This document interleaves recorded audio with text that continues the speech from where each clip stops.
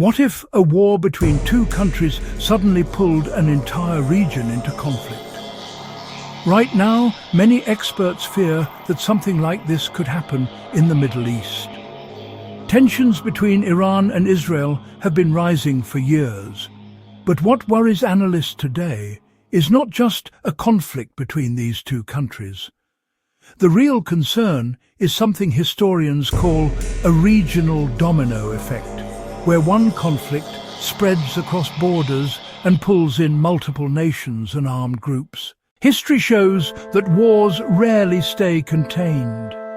Once alliances, geography and military commitments start interacting, the conflict can expand faster than anyone expects.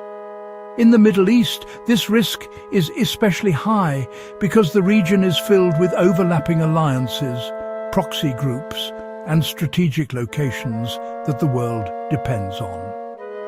To understand why experts are worried today, we first need to understand how conflicts spread. Throughout history, many wars have started small and then expanded. A famous example is World War I. In 1914, the conflict began with a dispute between only a few countries in Europe. But alliances quickly pulled more nations into the war. Within weeks, most of the major powers were involved. The same type of chain reaction is possible in the modern Middle East. If fighting escalates between Iran and Israel, several other actors could quickly become involved. One of the most important factors is proxy groups. These are armed organizations supported by larger countries but operating in different territories. One example is Hezbollah, a powerful militant group based in Lebanon. Hezbollah has thousands of rockets and has fought wars with Israel before. If Hezbollah joins the conflict, Israel could suddenly be fighting on multiple fronts at the same time. Another concern involves US military bases across the Gulf region. The United States maintains strategic bases in countries such as Kuwait, Bahrain, and Qatar. These bases play a key role in regional security and military operations. If missile or drone attacks target these installations, the United States could be drawn deeper into the conflict. And once a global superpower becomes directly involved, the scale of the war could increase dramatically. Another major factor is geography. The Middle East sits at the center of global trade routes and energy supply lines. One of the most critical locations is the Strait of Hormuz, a narrow waterway where a large portion of the world's oil shipments pass every day. If a regional war disrupts this choke point, the economic effects could ripple across the entire planet. Oil prices could rise sharply, shipping routes could be disrupted. Countries far away from the conflict could suddenly feel the economic impact through higher fuel prices, rising food costs, and global inflation. This is why regional wars in the Middle East rarely remain local problems. The consequences often reach every corner of the global economy.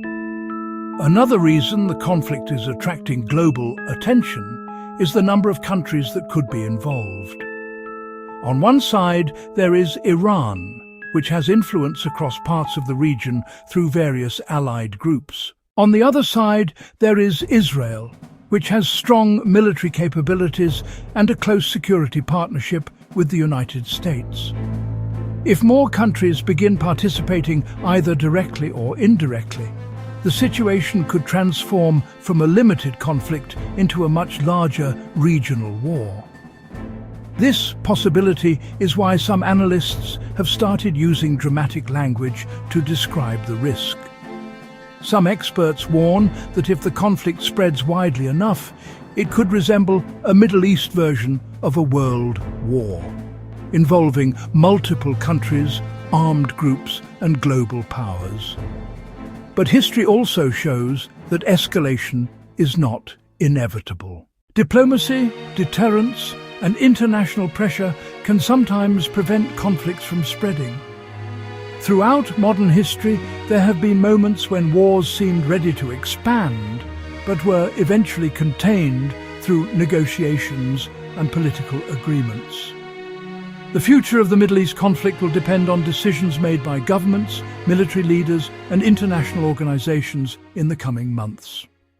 The key question is whether those leaders can prevent the dominoes from falling. Because once regional conflicts begin expanding, stopping them becomes much more difficult. For students and global citizens alike, understanding these patterns is important. History, geography, and economics are deeply connected when it comes to world events. The places where conflicts happen, the alliances between countries, and the resources the world depends on all shape how wars evolve. And by studying these patterns, we can better understand the risks facing our world today. So, here is an important question to think about. If history teaches us that wars often expand through alliances and geography, what steps can world leaders take today to prevent a regional conflict from turning into something much bigger? The answer to that question could shape the future of the entire region and possibly the world.